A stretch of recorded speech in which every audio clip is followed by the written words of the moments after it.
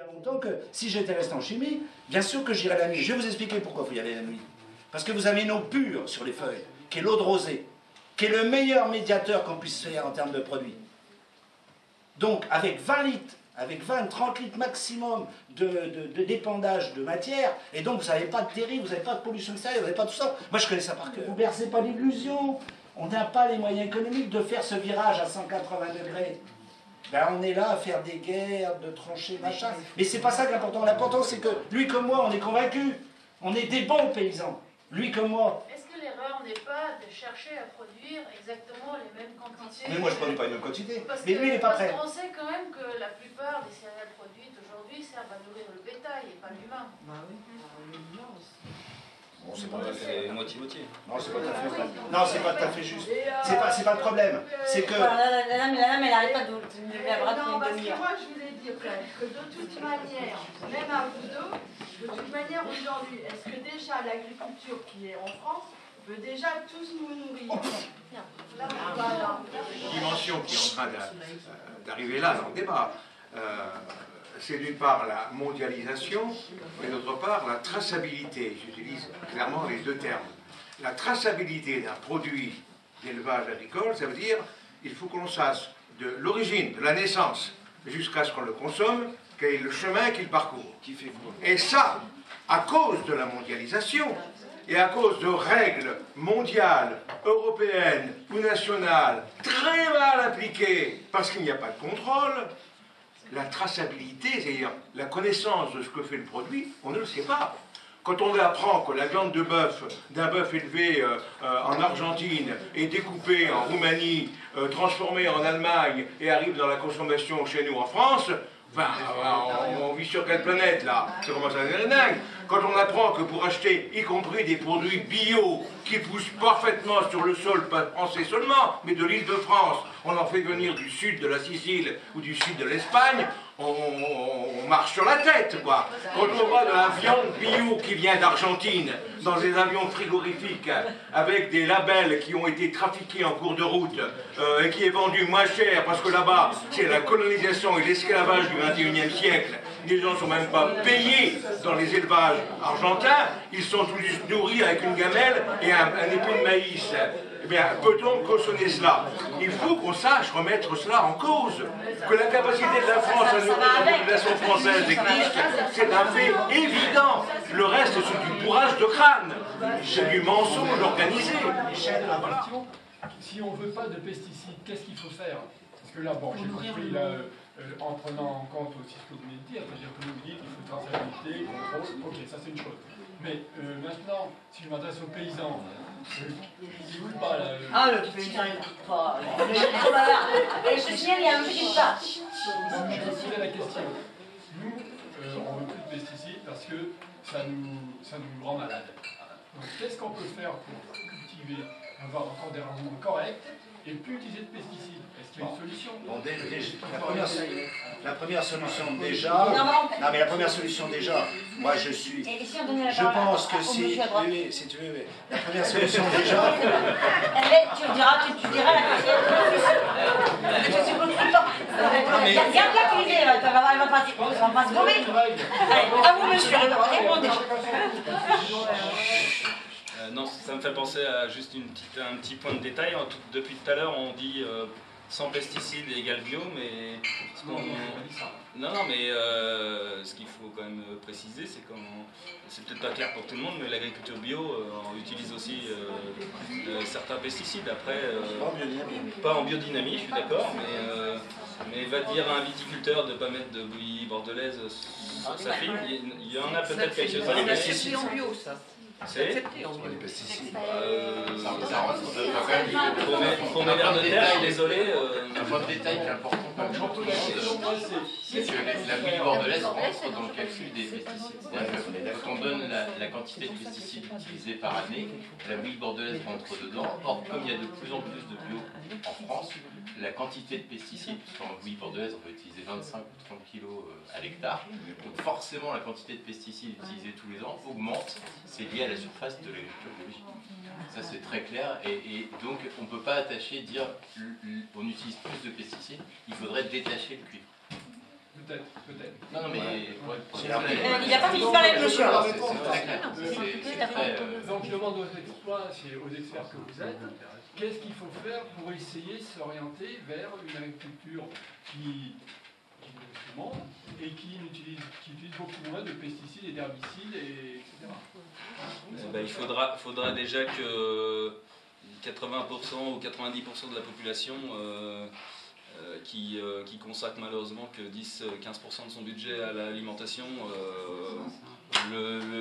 l'augmente ou le double. Parce que ça veut dire qu'il faudra plus de main-d'œuvre, c'est ça que vous êtes en train de dire ? Non, ça veut dire qu'il coûtera plus cher. Le panier de l'aménageur sera plus cher.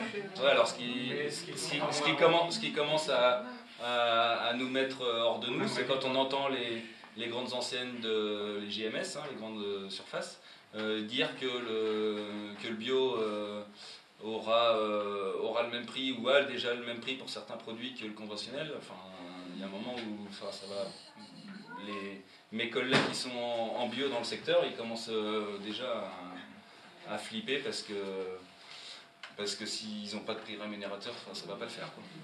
Non, mais disons, ça c'est une question de prix, mais si on ne regarde pas le prix, est-ce qu'on peut cultiver, produire suffisamment sans utiliser des herbicides et des pesticides ?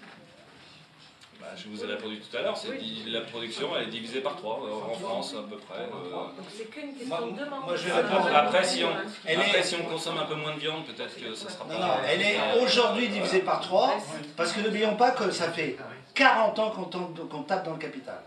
C'est-à-dire que ça fait 40 ans qu'on détruit nos sols. C'est-à-dire qu'on détruit la capacité de nos sols à produire. C'est-à-dire que contrairement à ce qu'on dit, c'est vrai que ça c'est des chiffres à l'emporte-pièce, j'avais eu la chance de faire une émission radio, une émission télé il y a très longtemps, où je disais que si seulement on avait consacré 1/10 millionième d'argent à l'agriculture biologique, on serait beaucoup plus loin aujourd'hui que ce qu'on est. C'est-à-dire qu'on ne serait pas... Aujourd'hui, le problème, c'est qu'il n'y a pas d'argent qui a été mis là-dedans.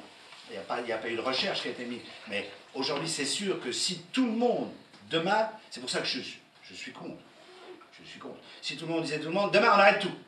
Ça serait la même chose que chez la Romanée Conti. La Romanée Conti. La Romanée Conti, le plus grand domaine viticole, est passé en biodynamie il y a 25 ans. Si vous voulez, du jour au lendemain, parce qu'ils avaient les moyens, ils ont dit hop! Et vous savez pourquoi ils ont dit? Parce que d'avant, ils ont dit, nos consommateurs maintenant, ils ont mal au crâne quand ils boivent notre vin. Ça peut plus être, ça n'a jamais été, ça ne sera plus. Donc ils ont dit, du jour au lendemain, ils ont pensé, ah ben alors là, catastrophe économique, c'est-à-dire que là, ouf! C'est-à-dire que là, les 6000 hectos, ils sont passés à 2000 hectos. Parce que, justement, il n'y a pas eu, si vous voulez, ils sont reconvertis et ils ont fait. Donc, si demain... Ils étaient déjà en bio depuis un moment avant la biodynamie, et ce qui est intéressant, c'est qu'ils n'ont...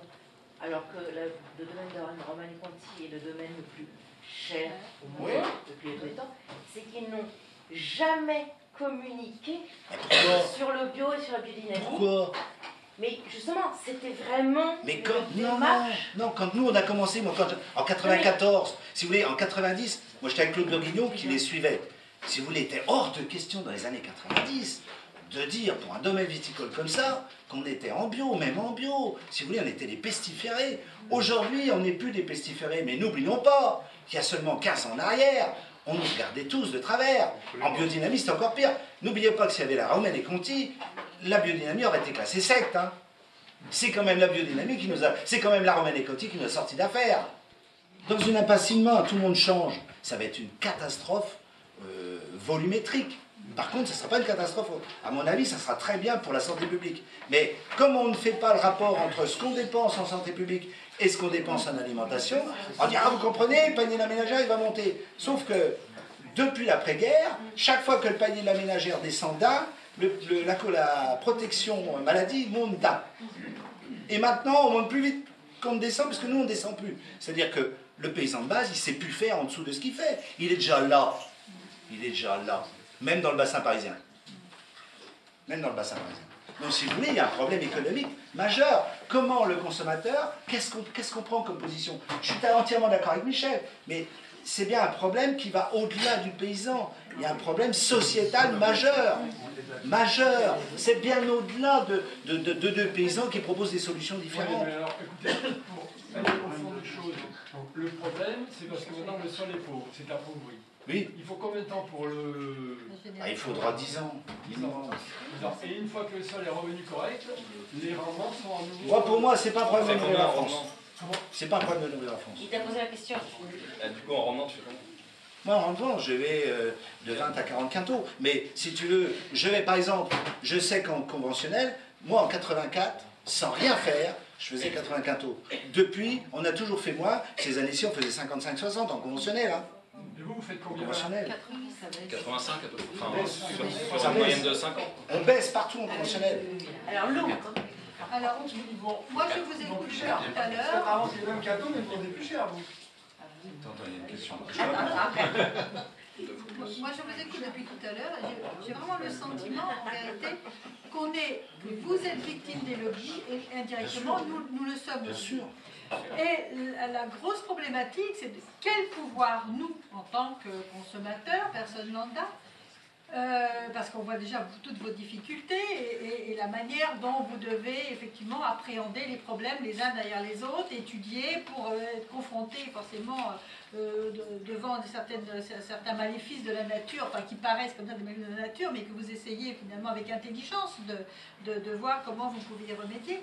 Pour autant, il y a des lobbies très puissants, des lobbies, et je m'interroge, je me dis, mais en dépit du débat philosophique sur lequel tout à l'heure Michel nous a conduit, et bien évidemment que nous rejoignons forcément pour l'éthique, parce que c'est tout à fait à la fois c'est logique et c'est humain, il y a un grand humanisme dans ce qu'il a dit.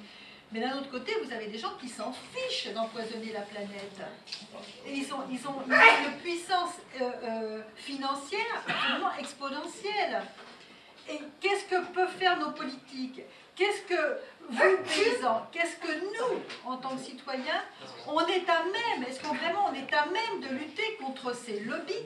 D'ailleurs, qu'ils achètent les syndicats. Bon, on le sait bien, mais c'est un peu... Pourquoi les syndicats aujourd'hui, ils sont moins... Pourquoi? Parce qu'ils étaient par exemple dans le patronat, on sait très bien que les syndicats étaient achetés aussi par le patronat. On a toutes, malheureusement, c'est une espèce de gangrène, le verre est dans le fruit, puis ça gangrène tous les autres. Et c'est un petit peu, je dirais, sur le plan mondial, c'est un peu ça qui se passe. C'est-à-dire qu'effectivement, on a des gens qui sont très puissants et qui, pour parvenir à leur fin, le nerf de la guerre, c'est l'argent, arrive à acheter des gens, parce que l'humain, c'est vulnérable, parce que c'est facile à acheter. Je voulais juste recentrer un peu le débat sur l'arrêt des pesticides, mais on le tourne que autour de l'agriculture. Enfin, faut juste peut-être que aussi chacun d'entre nous, on soit conscient aussi qu'on en utilise aussi dans la vie courante.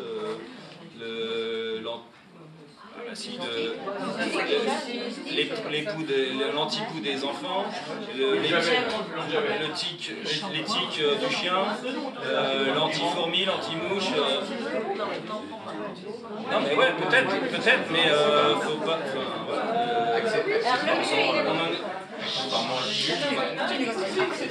Moi je suis confronté, je vais pas dire tous les jours, mais plusieurs fois par an, où les gens sont contre le glyphosate ou autre chose, et puis ils viennent me voir en douce, tiens, t'auras pas un petit litre et tout. Ah ben non, tous les deux mois j'ai droit.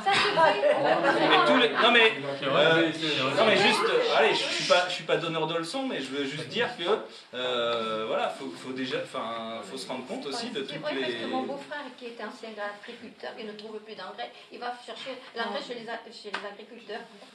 Alors vous voyez que c'est vrai. Et il est fier de faire un jardin avec de l'engrais. Oui, en plus, oui. Et voilà qui est dessous. On n'est pas dans une réunion d'alcooliques anonymes, mais vous savez concerné. Il s'avère que j'ai travaillé 10 ans dans l'agrochimie.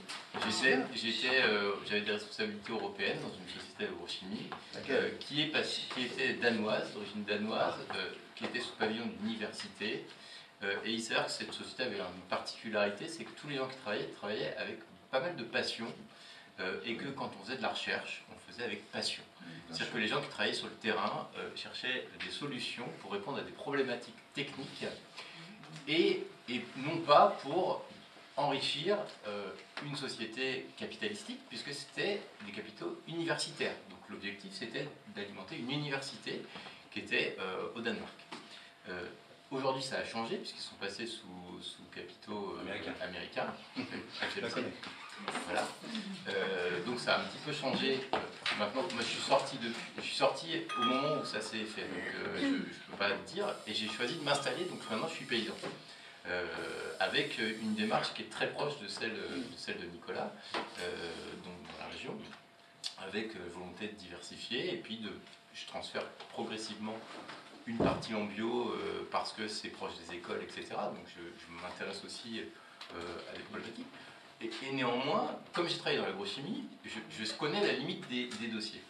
Et il y a une chose déjà que je voudrais dire, c'est qu'il n'y a aucun lien entre les firmes et les syndicats. Il y a beaucoup de liens entre les firmes. Non, je rigole pas. Non, mais je vais te dire. Alors moi, mais ça, c'est très clair. Il n'y a pas de lien entre les firmes et les syndicats. Il y a des liens entre les firmes et les coopératives. Pourquoi? Parce que les coopératives sont les vendeurs directs, donc forcément, les firmes, comme n'importe quel distributeur, la firme va avoir des liens avec son distributeur.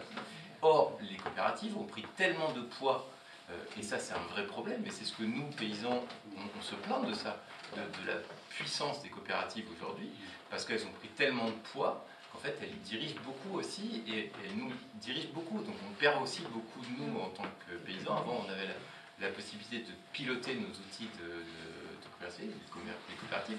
Aujourd'hui, on a perdu beaucoup de poids. C'est un problème. Toi qui vends en direct, c'est beaucoup plus facile. J'ai vu ce que c'était. Non, mais on est d'accord là-dessus. C'est évident.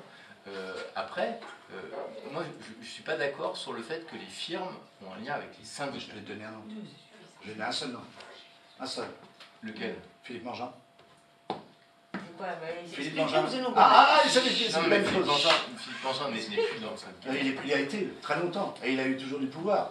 Attends, il était président de COP de France. Oui, alors bon, on va pas parler de noms, on va pas lâcher les noms. On parle de mais tu te dis non, moi je dis des noms. Moi je connais des noms, le syndicat. Moi je sais qui était dans le syndicat. Ah ben. On parle de coopération par syndicat, il était dans la FDCA, il a été très longtemps, il était président du CDJA. Et ensuite. On est d'accord. Donc tu me dis non, je te dis des noms. Non, mais et j'en connais, je peux pas les noms. Je parle pas de noms, je parle simplement de fait, et en tout cas, je parle d'expérience que j'ai, à un certain niveau de responsabilité qui m'a permis quand même d'observer. Je vais te dire ce que vous faites parce qu'on est dans une société. Et ensuite. Non, mais c'est un débat, c'est aussi. Non, mais c'est bien. Et c'est important aussi de rétablir la vérité. Ta vérité. Non, c'est pas la vérité, c'est la vérité. La tienne, à l'inverse, peu importe. Mais en tout cas, c'est la vérité telle que moi j'ai observé. Et je faisais partie de ces salariés qui étaient plutôt passionnés par ce que j'ai, c'est-à-dire l'agronome. Ils ont quand même acheté. Ils ont quand même acheté. Et pourquoi est-ce qu'ils ont acheté Monsanto? Pour avoir la masse de la génétique. Parce que Monsanto est la société au monde qui investit le plus dans la génétique et qui investit le plus dans l'alternative. Donc tenu à les paysans. Et qu'est-ce que vous en pensez, vous achetez? Là, on parle de politique. Mais moi, j'ai pas travaillé sur Monsanto. Je suis pas salarié de Monsanto. J'ai encore un cousin qui travaille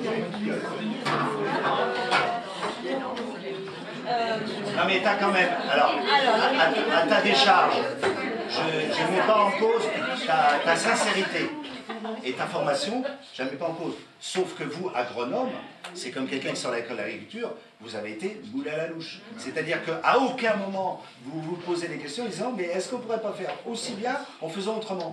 Vous n'en êtes pas capable. Moi, j'étais responsable de développement des gammes alternatives. Oui, ça veut dire qu'on cherche quand même. Le problème, c'est que les SDN, on parle de technique, alors les SDN, c'est les simulateurs de défense naturelle des plantes. Ça fait 30 ans qu'on travaille là-dessus. Pourquoi? Principalement parce qu'on veut réduire l'usage des fongicides. Ça fait 30 ans qu'on travaille sur les SDN. Ça fait 30 ans qu'on tourne en rond.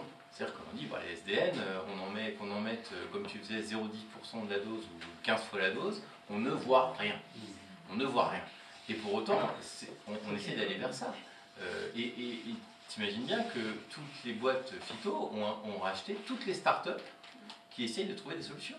Dès qu'il y en a une qui trouve un truc, pof, ils la rachètent. Pourquoi? Parce qu'ils espèrent aller vers autre chose. Ils espèrent parce qu'il y a du business derrière. Et au-delà de ça, et je terminerai là-dessus quand même, parce que c'est important pour tout le monde quand même, les pesticides, c'est 6000 tonnes de produits, dont au moins 1000 ou 2000 tonnes de cuivre.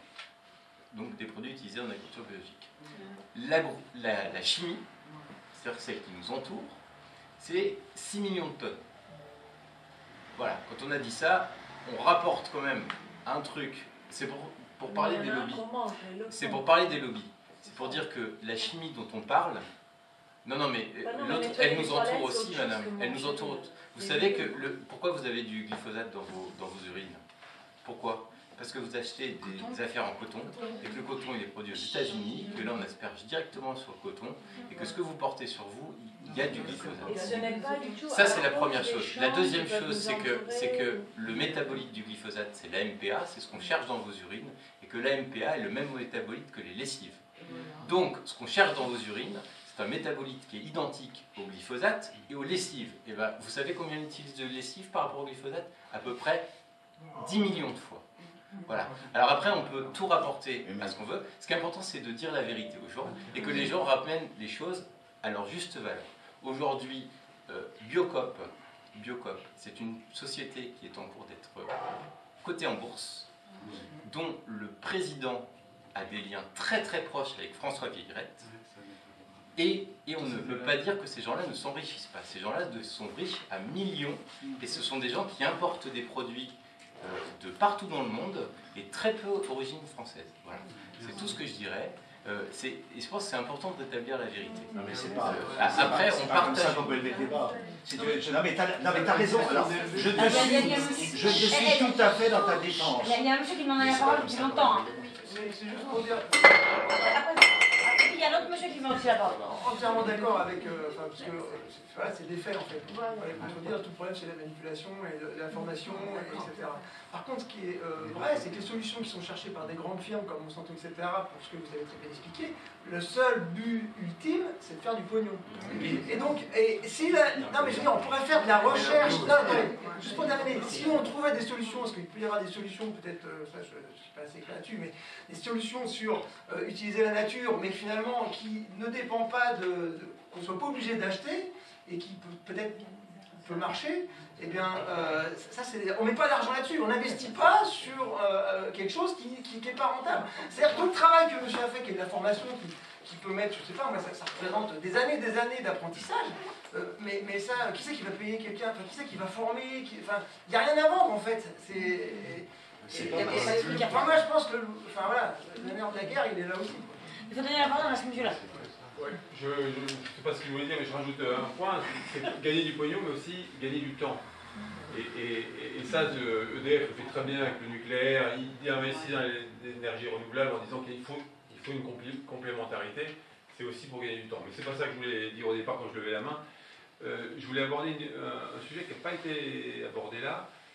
Moi je travaille dans l'industrie, et dans l'industrie, on a envie à chaque fois de standardiser les pratiques, de maîtriser les pratiques, et plus on monte dans les échelons hiérarchiques, plus on veut maîtriser, maîtriser, en fait, c'est ça le terme, et je crois que les politiques aussi veulent maîtriser la situation, et c'est vrai que c'est plus facile on a l'impression de mieux maîtriser la situation quand on dit à quelqu'un, vous dosez 30 millilitres, vous le mettez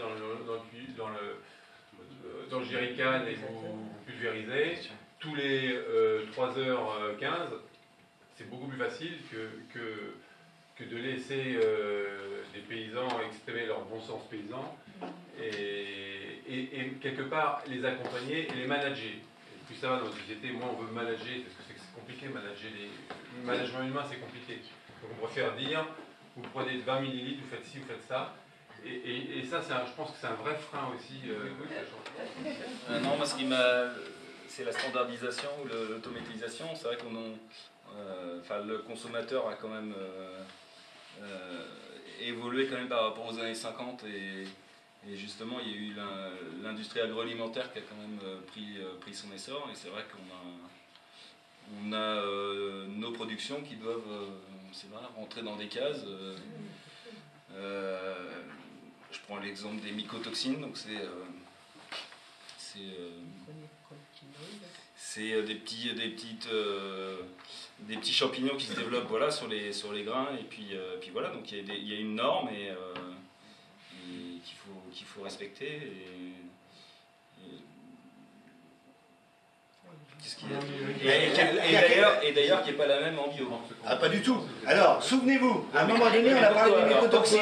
On a parlé des mycotoxines. Et alors, la réponse de l'agriculture conventionnelle, vous avez des bio. Oh, alors donc on a fait. Puis on s'est aperçu que moi, je vous garantis, alors que je n'ai pas les normes de stockage qu'on a en conventionnel, on n'a pas de problème de mycotoxines. Si j'avais des problèmes de mycotoxines, moi qui transforme ma farine et qui fait du pain, ça se saurait tout de suite.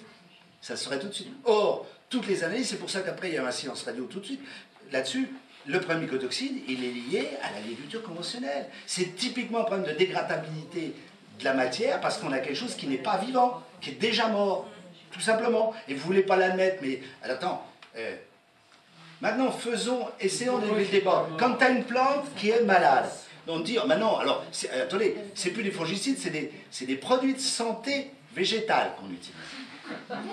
C'est extraordinairement. Là, c'est puissant. Donc, c'est des produits de santé végétale. Très bien, très bien. Moi, je suis d'accord. Je suis tout à fait d'accord. C'est bien des produits de santé végétale. Donc, imaginez, on produit une plante, et cette plante, il faut lui mettre des produits de santé végétale parce que manifestement, comme ça va pas bien, il faut la tenir artificiellement debout. Et ça va nous nourrir et on va être des Homo erectus, des Homo sapiens sapiens.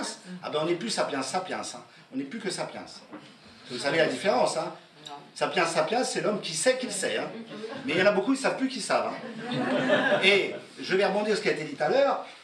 En Amérique du Sud et en Amérique du Nord, on a une catastrophe sanitaire qui s'appelle l'autisme, directement lié aux produits phyto. Et ça, c'est silence radio. Alors, c'est pour ça que j'ai pas rebondi tout à l'heure. Parce que quand il disait les capacités, et c'est vrai que... Oui, on a une baisse, mais d'un autre côté, si vous étiez ceux qui gouvernent, vous gouvernez comment? Par la peur et l'ignorance. Si vous avez un peuple de cons, c'est encore mieux. C'est encore mieux. Soyons clairs. Soyons clairs. Et puis je finis par... Vous savez, Antoine Riboud, les jeunes n'ont jamais connu Antoine Riboud. Antoine Riboud, grand patron, mais patron qui était parti avec rien. Une fois, il était amené avec son carambar devant la télé. Ben moi, je viens avec mon billet de 10 €. Je vais vous dire, votre bulletin de vote, c'est celui-là. N'oubliez jamais, c'est celui-là, votre bulletin de vote. Ne comptez jamais sur vos élus, et par contre, chaque fois que vous dépensez 10 €, ayez conscience de là où vous le dépensez. Et on va régler le problème tout seul. On s'en fout des multinationales. Si tout le monde disait, on est 65 millions de Français, 68, si 60 millions de Français disent, ça, jamais, jamais on mettra 1 € là-dessus. Je vous garantis, la boîte, même qu'on est petit, la France, on a du pouvoir. On a beaucoup plus de pouvoir qu'on le croit. Mais on ne sait pas le faire. Et les paysans d'aujourd'hui n'ont pas le pouvoir parce que justement, ils sont toujours dans la modernité de la science qui va trouver les solutions. Mais pourquoi trouver les solutions? Tout est dit dans la nature. Une nature qui fonctionne bien n'a pas de problème. Les problèmes viennent parce que ça fonctionne mal. Tout simplement. C'est aussi clair que ça. Parce que l'homme s'en mêle. Parce que... le monsieur, ça fait un moment qu'il n'a pas parlé, le monsieur. Oui, moi je voudrais revenir sur justement vos approvisionnements. Quand vous achetez, quand vous semez du blé, vous l'achetez où? Et après, quand vous semez du blé, vous l'achetez où? J'en achète très peu, j'en achète pour 3, 4, 5% de la surface et le reste c'est des années précédentes. C'est de l'autoproduction. Et en mélange de variétés. Alors j'en fais pas 10 ou 12, j'en fais 5. Donc déjà c'est un gros problème. Donc c'est déjà c'est plus un paysan, on est déjà plus dans le monde paysan formaté. On est déjà quelqu'un qui s'est posé des questions. Voilà. Moi je sais ma semence. Moi je produis ma semence, je sais ma semence. Voilà, exactement. C'est là où je voulais en venir. Si nous on veut avoir un peu de poids par rapport au monde paysan, il faut aller les voir, il faut discuter avec eux, et puis il faut leur poser les choses. Voilà. Et dans votre élevage, vous ne donnez jamais de granulés. Pourquoi faire? Non, je pose la question. Et si vous avez... pourquoi faire? Mis à part faire une bête qui va gonfler, qui va... peut-être un peu comme ça, combrer, voilà. Mais je vois plein de Français qui sont un peu comme ça, mais ça va pas ça, les granulés, il faut que ça arrête. Ça aussi, c'est le problème de la ferme qui va produire son alimentation pour son bétail. Ça aussi, c'est comme ça qu'on va arriver à avoir des produits Alors ils ne sont pas labellisés de rien du tout, on s'en fiche. À bien intégrer, c'est que faut pas se dire c'est bio, c'est bon, hein, même si c'est français. C'est là où je suis même pas d'accord, c'est que vous pouvez avoir des très belles choses très bien faites plus loin et des très mauvaises choses bien faites sur le papier mais qui sont pas bonnes, je suis désolé. Ils sont pas bonnes au sens qu'ils sont pas quelque chose qui va vous renforcer. Quand on mange, qu'est-ce qu'on fait? On se restaure. Donc on se restaure. D'abord c'est la restauration. Hein. On a besoin de faire, donc à tout point de vue, pour que notre cerveau fonctionne bien, on a besoin d'huile essentielle. Et bien, le problème c'est que, par exemple, une plante, seule la plante est capable de produire des huiles essentielles, et seule la plante qui est arrivée à un certain stade a produit des huiles essentielles. Quand vous donnez à des vaches la luzerne qui est à peine en bourgeon, ou des foins qui sont trop bas, même si vous faites du foin, même en séchage en grange, vous faites de la merde. Je suis désolé. Même si vous êtes en bio. Mais moi je vois qu'on est... Non, la dame elle demandait la parole avant toi. Oui, en fait, j'ai l'impression à vous entendre qu'il y a un peu deux mondes en parallèle. Et en fait, ce que je me demande, à vous entendre, nous, on est, c'est vrai que je pense tous un petit peu convaincus par votre histoire, déjà avant de venir ici.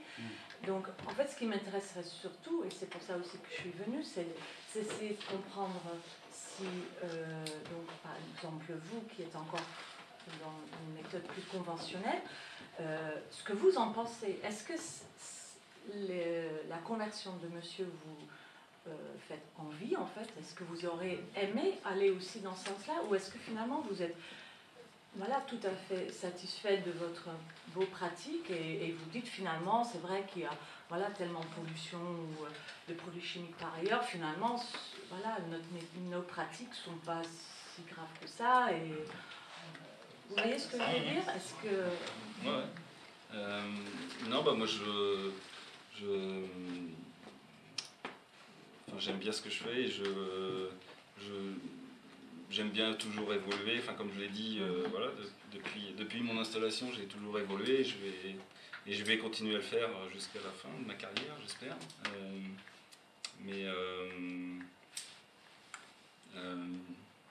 Ça veut dire qu'il y a déjà un doute. J'espère. Non, mais est-ce que votre ambition serait, par exemple, d'aller aussi loin que monsieur, ou est-ce que vous dites, de toute façon, ça, c'est pas du tout mon objectif que je vise. Oui, non, mais c'est pas mon objectif. Et pourquoi, en fait? C'est ça que je me demande, c'est parce que là, vous savez bien que les produits que vous pouvez utiliser, même si effectivement vous faites attention et vous essayez de réduire, ne sont pas bons pour la santé. Je sais pas, je pense que il y a suffisamment d'études qui montrent ça. Ça vous motive pas justement à vouloir basculer, ou est-ce que financièrement c'est impossible? Qu'est-ce qui vous retient en fait? Il y a deux questions. Tout à l'heure j'ai parlé du budget des consommateurs. Est-ce que tous les consommateurs seront prêts à... Donc ce serait une question de demande. En fait, s'il y avait vraiment de la demande, donc c'est que la question financière finalement qui fait que vous n'y allez pas. Il y a ça, et puis il y a la question... un agriculteur français en conventionnel reçoit d'aide de Bruxelles entre 200 et 250 € de l'hectare. En bio, ça doit être 400. En région parisienne, c'est 130. La moitié de toi. C'est pas possible. Si, parce que déjà les aides, elles sont pas les mêmes suivant les régions. Donc déjà, moi j'ai que 130. Déjà pour commencer, je suis la moitié de tout. Ouais, avec les vaches, ça... Avec les vaches, je m'en cul, avec les vaches, je Heureusement, si tu veux, cette année, ils ont trouvé le moyen de classer une partie du département en zone. On va voir, comme si on était en montagne pour la première fois cette année, ICHN. En plus, quand on a des bêtes, c'est un esclavage d'être agriculteur. Ah, c'est pas un esclavage. Ah si, moi c'est merveilleux. Ma soeur tellement... Oui, mais je suis tellement trimée avec ça que... Les bêtes, donc et puis je pense qu'il y a un problème d'enveloppe, c'est-à-dire que pendant les 3 premières années de ce qu'on appelle de conversion, l'agriculteur perçoit, alors je ne sais pas exactement les montants, c'est 300 ou 400 € de l'hectare. En plus de ces aides standards, on va dire, pour compenser le manque à gagner. Et les budgets actuels, sont pas, ils sont en train de tirer partout. Et actuellement, ces aides-là, elles n'arrivent pas. Si, à la conversion, c'est au maintien que ça. C'est le maintien qui a été supprimé. Nous, on nous a supprimé le maintien. Alors, est-ce que finalement, les revendications des coquelicots, qui est donc de dire on veut 0 pesticides et on va vers ça, est-ce que ça ne devrait pas être justement réclamer des aides à la conversion? Est-ce que la bataille... C'est la pierre angulaire, l'argent. La pierre angulaire est là, parce que finalement, si mais pas financièrement on vous aidait à faire la conversion, vous y irez ou pas? Non mais là, intellectuellement, le problème c'est que vous aurez beau donner de l'argent, vous n'êtes pas prêt. Et non mais attendez, je le comprends bien. Je comprends bien. Non mais attendez, vous avez quelqu'un par exemple qui a fait une formation d'agronome. Il est paysan aujourd'hui. On l'a quand même, pendant un moment, on lui a amené des choses, peu importe. Mais je comprends que tout d'un coup, changer complètement le paradigme, c'est ça, changer complètement les paradigmes, c'est pas possible. Je veux dire, moi quand j'étais... Mais vous l'avez bien. Mais moi j'ai fait comment? Moi il m'a fallu des années quand j'étais prêt intellectuellement. Oui, mais et même tout en ayant des angoisses, j'ai fait. Mais voilà. Mais je pense que justement, le problème il est que ces gens-là sauront avancer quand on aura une agriculture biologique déjà qui fonctionne bien, ce qui n'est pas vrai économiquement, et où ils ne vont pas changer un merdier qu'ils ont aujourd'hui pour un autre merdier qu'ils connaissent encore moins. Mais moi, ma réflexion, ça rejoint un peu ça. Quelle est la différence de ceux qui passent aujourd'hui au bio, j'y connais rien, ceux qui passent au bio et qui disent pour rien au monde, je ne reviendrai en arrière, ceux qui vous satisfaisez d'aujourd'hui de vos situations, je peux le comprendre. Ceux qui y passent, on dit qu'il y en a de plus en plus qui y passent en France, en Ile-de-France. Quelle est la différence? Est-ce que c'est des gens qui ont une grosse fortune derrière eux et qui peuvent se permettre quelques années de... Parce que vous l'avez fait il y a très longtemps, il n'y en avait pas beaucoup. Mais là, il y en a quand même de plus en plus qui y passent. C'était pire. Oui, mais voilà, c'était plus dur. Pourquoi est-ce qu'aujourd'hui, la contagion n'est pas plus rapide? Moi, la question, elle est là. Juste pour information, cette année, à 10 km à la ronde, il y a quasiment 2000 hectares qui passent en bio. Mais justement, j'allais dire pourquoi pas plus. Accessoirement, pas comme des gens comme vous, ou comme Alain Fleury en Champagne, que je connais très bien aussi, ou parce que les pionniers de la biodynamie, mais ici, il n'y a pas de biodynamie, non mais que j'ai bien connu aussi. Ici, il y a des gens qui passent partiellement. Il n'y a pas de conversion, il n'y a quasiment pas de conversion totale des exploitations en bio. Pourquoi? Ça veut dire ce que ça veut dire. Non mais pourquoi? Ça veut dire ce que ça veut dire. Ça veut dire plusieurs choses.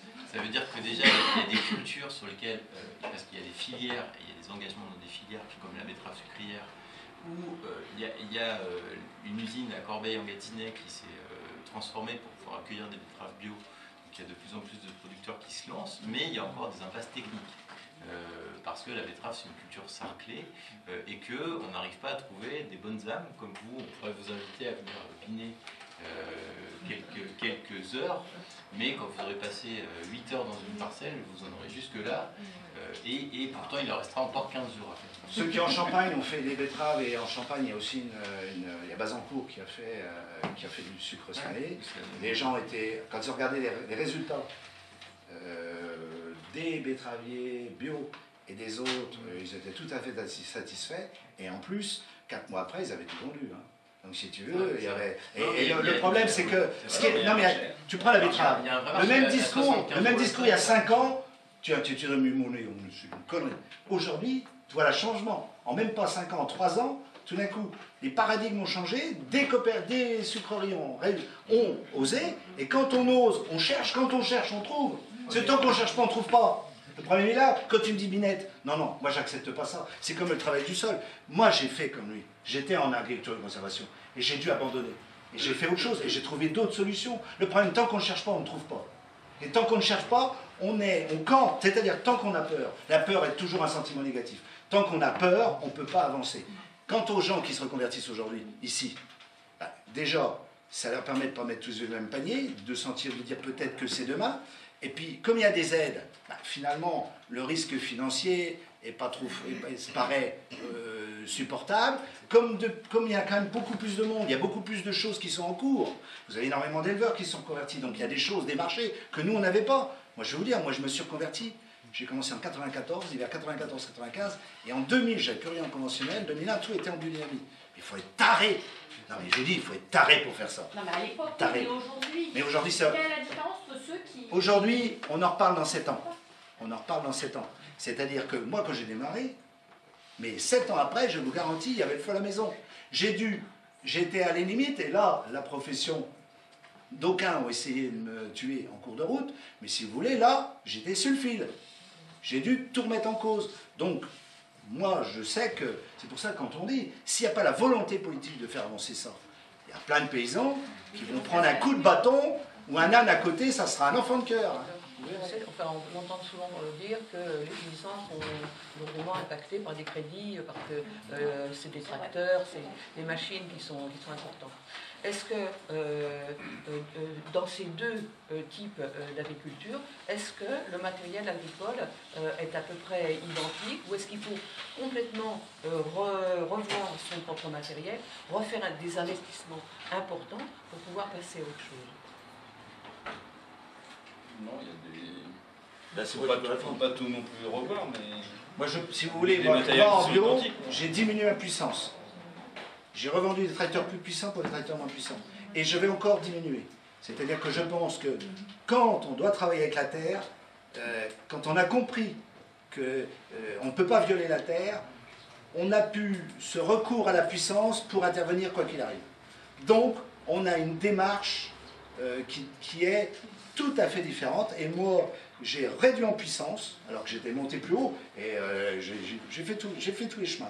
Donc j'ai réduit en puissance, et demain encore je réduirai. Je pense qu'on peut, là, c'est pour ça que moi je suis pour une agriculture de comparaison. C'est pour ça que je dis, si on veut faire avancer tout le monde, il faut que d'aucuns montrent qu'on peut faire autrement. Mais il faut laisser à ces gens... Or aujourd'hui, nous, on nous a tués, nous, les vieux bio. Or, demain, qui pourra prouver qu'on peut faire sans le Roundup? Pas ceux qui sont conventionnels. Parce que ceux qui sont conventionnels attendent qu'on sorte une autre molécule. On n'a rien résolu. Il n'y a que ceux qui se passent du Roundup qui pourront dire « Attends, moi je te montre, je sais avoir quelque chose qui fonctionne sans Roundup. » Est-ce que vous montrez à d'autres? Est-ce que vous formez d'autres? Est-ce qu'on vient vous voir? Est-ce que vous êtes... Moi, j'ai mes beaux-frères autour, j'ai tout le monde, j'ai la famille. Tout le monde me dit « Quand tu auras tout trouvé, on vient. » C'est aussi simple que ça. Pourquoi? Parce qu'il y a un enjeu économique qui est énorme. Moi, la quantité de travail que j'accepte, je suis le dernier des cons. Je serais resté en conventionnel, mais je ne serais pas ici, et croyez-moi que ça roulerait. Là, à la limite, la ferme que j'ai, c'est quelqu'un qui la ferait pour moi. Hop, et roule. Donc c'est vrai que si vous dites ça à quelqu'un d'autre, et y compris en région parisienne, ça ne va pas le faire. Ça ne va pas le faire. Ça ne peut pas le faire. Enfin, il y a aussi quelques cas, malheureusement, où des conventionnels qui sont comme ça au bord du gouffre et qui passent en bio en touchant les aides pour... Bien sûr. Et ça, je voulais pas le dire, mais je sais bien qu'il y en a plein qui sont là. Il y a plein de conventionnels qui sont au bord du gouffre. Mais qui passent en bio pour toucher plus d'aide. Et ça, c'est pas... C'est pas quoi? S'ils sont pas prêts là-dedans... Mais si au bout du compte, ils arrivent à vivre de ça. Si tu veux, le problème c'est qu'aujourd'hui, le contrat de passage en bio, c'est un contrat de 5 ans.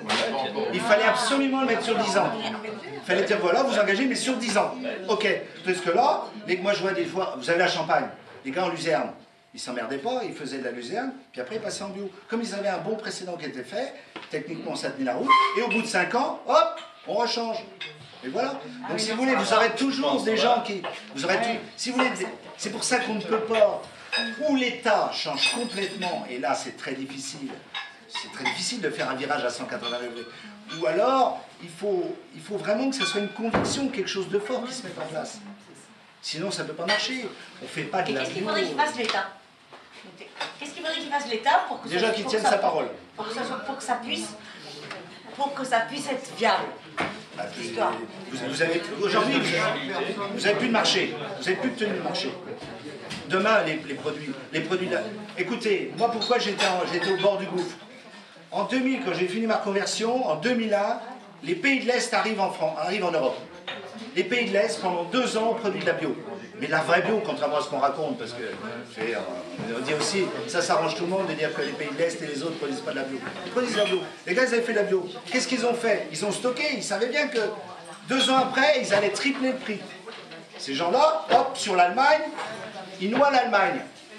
Donc c'est l'effet domino. Eux font l'effet domino sur l'Allemagne, l'Allemagne sur la France, et nous la mer. Bonne solution. Bah attendez, c'est comme ça. Hein. Donc nous, pendant 5 ans, on a perdu 40% de prix de vente de nos produits. Et bien, au bout de 5 ans, vous êtes là, vous dites, c'est qu'il y a un peu d'oxygène, est-ce que je vais arriver à m'en sortir? Donc c'est ça. Donc si vous voulez, avant le mur de Berlin, l'État, l'Europe et les États cadraient les choses et tenaient les marchés. On est parti sur la mondialisation, donc maintenant, on considère que c'est pas important. Si c'est pas le paysan français qui vous amène des produits de bas de gamme, on peut très bien acheter aux Américains et à d'autres des produits qui arriveront encore moins chers. Donc d'un point de vue économique général, si on ne fait pas monter le panier de la ménagère, tout va bien. Je veux dire, c'est pour ça qu'on ne peut pas régler le problème agricole sans regarder le contexte dans son ensemble. Donc, voilà, c'est ça qui est compliqué. C'est à la fois il y a un problème de contexte, à la fois il y a un problème de philosophie, même chez nous. Même chez nous. Je veux dire, moi je vois bien autour de moi comment le monde... Je vois un monde paysan aujourd'hui moins adaptable qu'il était dans les années 80-90. Moins adaptable. C'est ça qui m'inquiète. C'est que je vois un monde paysan, oui, parce que beaucoup sont comme ça et comme ça. Ils sont comme ça, tiens. C'est ça le problème. En plus, on a un système fiscal qui est une catastrophe, comment on joue sur la fiscalité, les amortissements, etc. C'est l'anti-paysan. C'est l'anti-qualité. C'est l'anti-qualité. On vous fait payer des impôts? Mais si tu veux, par exemple, tu as des bêtes. Si tu fais des bœufs, on te compte la valeur de la bête, elle n'a jamais été vendue. Donc tu payes des impôts avant même que... Avant un vigneron. Quand Giscard d'Estaing, ministre des Finances sous Pompidou, n'avait pas été le représentant de l'énarchie, et qu'on était au forfait. Les vignerons, par exemple, il y a toujours 2 années en cave de vin. Quand on a 2 années en cave, on ne stocke pas du vinaigre, hein. On stocke quelque chose qui a de la valeur. Parce que tout le jour au lendemain, on a dit, des stocks, paf, on paye dessus. Catastrophe, on ne fait plus de bœufs, on ne fait plus de la viande vite fait. En fait, de toute façon, la fiscalité réelle, voulue par nos grands, et notamment par Bercy et Giscard d'Estaing, a été une catastrophe pour les paysans, pour les artisans, pour les commerçants et pour les petites entreprises. Et si vous voulez, en plus, on a perdu un rapport moral avec la société. Quand il y avait un forfait, on vous disait, vous faites telle activité, on vous imposait à peu près 70%, on disait, ben, si vous êtes en dessous, vous démerdez, vous avez qu'à être bon. Vous êtes au-dessus, ben, vous avez bien travaillé, c'est bien. Donc il y avait un rapport moral quelque part avec la société. C'est-à-dire que l'État savait ce qu'il allait toucher comme impôt, il y avait quelque chose de construit. Aujourd'hui, vous êtes au réel. Vous avez vu une grande société payer de l'impôt?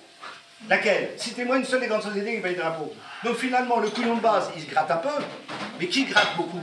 Les très grands. Et les très grands, finalement, ne sont jamais autant enrichis que depuis qu'on a mis ce système-là en place. Et ce système-là, il n'est pas d'aujourd'hui. Il a 50 ans. Et jamais, à aucun moment, nos élites ont accepté de dire « Mais là, on a détruit la société. » On en est là. Donc nous, paysans, eh ben, on est comme vous. On est dans la même galère. L'Europe, elle fait quoi dans l'histoire? Attends, il y a Michel qui demande. Après, je te la donne. Et Michel, ça fait 10 minutes qu'il lève le bras. Oui, c'était pour dire que l'avancée, il va falloir partager, parce que chacun va se fatiguer, mais on pourra poursuivre les débats. Ah non, j'ai dit au monsieur que je donnerai la parole comme ça. Ce que je voulais dire quand même, pour ramener les choses à une dimension, je dirais, plus de responsabilité individuelle, on va partir chacun chez soi. Voilà, je me rappelle avoir contribué à un film sur l'agriculture en 1971, qui posait déjà ces problèmes-là, en termes très clairs.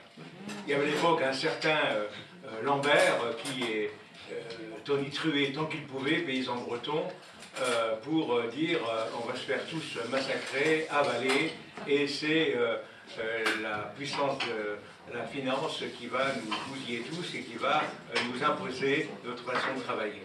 Il le disait déjà très fortement et exactement comme ça.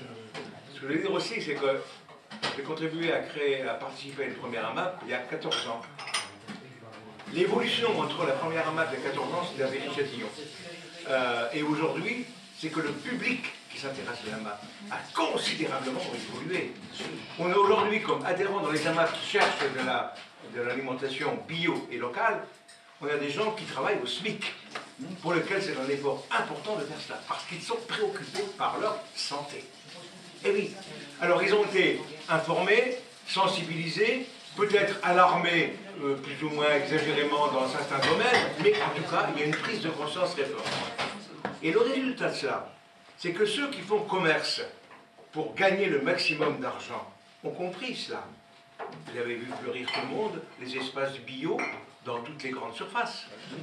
Mais faites le tour de l'espace bio, et vous allez faire comme moi, à Intermarché, à Itteville, là à côté, où on va tous à Cerny plus ou moins acheter, et faites le tour des produits bio. Lisez les étiquettes. Sur 27 produits, 22 n'étaient pas français. Et les 5 qui n'étaient pas, qui étaient étrangers, marqué le pays d'origine, point c'est tout, vous ne savez pas où c'était, etc. Et parmi les 22 produits français bio, non français bio vendus, 21 sur 22 se produisent également en France. Là, on marche pas. Et là, je reviens à ce qui était dit tout à l'heure, c'était toi qui t'en épillé, on a un bulletin de vote tous les jours quand on va acheter. Et je rappelle la boutade de Coluche. Si on n'achetait pas cela, ça ne le revient pas. Donc on a une responsabilité individuelle. Chacun, on vote tous les jours quand on fait nos achats. On a une responsabilité collective qu'on fait-on ensemble pour que l'agriculture bio, l'agriculture plus conforme à l'alimentation, à la restauration pour être en bonne santé. Qu'est-ce qu'on fait collectivement pour que ça puisse avancer? Est-ce que l'Europe, pour vous, est un frein ou est-ce que c'est une aide? Qu'est-ce qu'elle vous apporte? Est-ce qu'il y a des disparités? Est-ce que dans les deux cas, vous êtes logés à la même enseigne ou est-ce que les normes imposées par l'Europe sont pas contraires? Oui, l'Union européenne, oui. Voilà. Dans l'Union européenne, récemment, il y a eu un événement majeur dont je n'avais pas compris la portée et qui maintenant est très claire. C'est en 93, quand on fait la PAC, quand on fait la nouvelle forme de PAC. Et en fait, il faut savoir qu'au jour où c'est signé, le commissaire européen qui a signé ça, qui s'appelle Marc Charry, quitte le commissariat européen, alors qu'il a un poste en or, pour être embauché par qui? Par Dupont de Nemours. Étonnant. Dupont de Nemours. Demandez à quelqu'un qui a travaillé dans la chimie, on va vous raconter. C'est comme Maxime de Rostolan. Non, mais laisse-moi finir. Donc, moi, ça, dès le début, je dis, il y a dû y avoir quelque chose que je n'ai pas compris. Donc, en fait, oui, ce que j'ai compris maintenant, c'est que, pourquoi on a fait la PAC? C'est-à-dire, pourquoi tous les paysans doivent montrer, machin, etc. Pour qu'on puisse financiariser les denrées agricoles, tout simplement. C'est-à-dire qu'avant la PAC, un bateau de blé passait par 10 portefeuilles avant d'être utilisé, sans avoir quitté la coopérative au départ. Maintenant, c'est 100. C'est-à-dire qu'on s'est aperçu que comme la bourse potentiellement peut péter demain, si on déplace une partie de l'argent de la bourse sur les minerais, et on considère que les denrées agricoles sont des minerais, eh bien là, on est sûr d'avoir au moins quelque chose qui tient la route. Et donc, il fallait absolument qu'on puisse spéculer sur les denrées agricoles. Et c'est pour ça qu'en fait, on a mis... Et donc, à ce jeu-là, il y a forcément des couillons. C'est nous les paysans. Les paysans qui font des betteraves dans le coin, ils sont les couillons. On leur a dit il y a 3 ans, faites des betteraves, faites des betteraves, en conventionnel. Je parle pas de... Faites des betteraves. Les betteraves, l'année dernière, elles sont restées au bord des champs pendant je ne sais pas combien de temps avant d'être envoyées dans les sucreries. Et puis cette année, les sucreries, elle a fermé. Et voilà, c'est la finance. Mais la parole est monsieur là. Non, c'est fini, toi, plus. Non, pour répondre, il ne faut quand même pas oublier le début de la PAC quand même.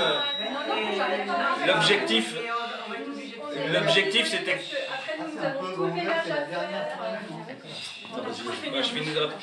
L'objectif quand même de la... Excusez-moi, on vous laisse 5 minutes. D'accord. Merci beaucoup. L'objectif c'était quand même de rendre l'Europe autosuffisante quand même à la sortie de la guerre. En 93. Ah non, ouais, bien sûr. Ouais. Et puis sinon, pour parler plus de la PAC actuelle, ce qui est vrai, ce qui est pas logique, c'est j'ai toujours dit qu'il fallait qu'on ait les mêmes règles environnementales, sociales, fiscales, parce que, mais c'est pas vrai que pour l'agriculture d'ailleurs, c'est vrai pour l'industrie, pour tout l'artisanat et tout, c'est pas logique d'avoir un marché commun et qu'on soit... là, pour les collègues qui sont maraîchers dans le secteur, là, sur la plaine de Chaillé, tout ça, ils sont obligés de prendre des Polonais pour couper de la salade pas cher, parce que sinon ils ne peuvent pas survivre. D'un autre côté aussi, il n'y aura pas beaucoup de Français qui seraient peut-être capables de... C'est ça, c'est il y a ça aussi. Mais pour répondre à... c'est les distorsions de concurrence, rien qu'au sein de l'Europe, déjà, c'est pas... Et puis moi, je trouve que l'Europe... l'Europe agricole c'est trop une passoire, quoi. Là, on a signé les accords du CETA, les accords du Mercosur, et... Ça, c'est voilà. la catastrophe.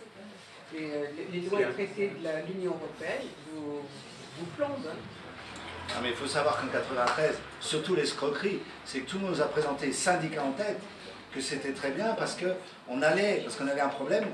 En fait, on avait tendance à être en surproduction. Donc on a un problème budgétaire européen. Donc on nous a dit, on va faire ça comme ça, on va régler le problème surproduction. Et ça nous a été présenté par le monde syndical, alors que c'était une escroquerie finie. Jamais on avait envie de faire ça. Surtout pas. Si on veut tenir le monde paysan, il faut qu'il soit endetté. C'est le meilleur moyen de le tenir. C'est le meilleur moyen. On vous remercie.